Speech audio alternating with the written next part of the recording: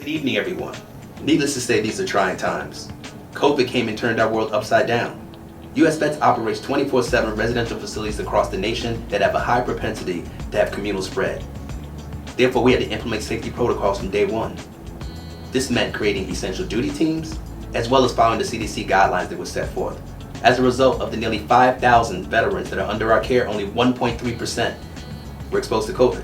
Of the nearly 500 staff members that work across the sites, only 15 were exposed to COVID, none of which was done at work. I'd like to take this time to thank the staff and veterans for remaining safe, as well as keeping the community safe. COVID merely exacerbated the veterans' housing and service needs that all of us need to address. We all have a responsibility to get back to the veterans and the community in which we live, and no one job is more important than the other, just a different delegation of duty, and we all play a role. As if COVID wasn't enough, we had to witness the social unrest that was the direct result of the racial discrimination that seemed to divide our nation. Now, we don't all have to agree on the same ideas and ideology. What we can agree on is if any veteran feels like they're suffering an injustice or being racially discriminated against simply because of the color of their skin in the same country that he or she was once asked to serve, we all suffer injustice, and we all must address this.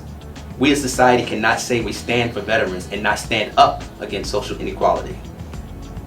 Over half of the veterans experiencing homelessness are of color, and that's extremely disproportionate to the total amount of veterans. This is not by accident.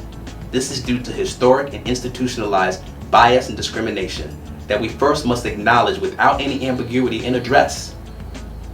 We're not saying it's any one person's fault or any group's fault. We're saying it's all our responsibility to solve. U.S.VETS addresses this head on. We don't see this as a Democrat or Republican issue. This is not a man or woman issue, gay or straight, black or white. It's a human issue that affects all of us, so it takes all of us to resolve it. Society pushes two myths. One, that if I disagree with your lifestyle, I must fear and hate you. Two, if I love you, I must believe everything you say or do. Both are nonsense. We do not have to compromise our convictions in order to be compassionate. We are all compassionate for serving veterans.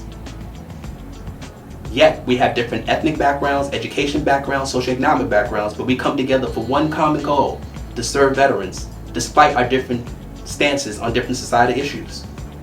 I want to challenge us to change the way we do our work culturally and how we work together.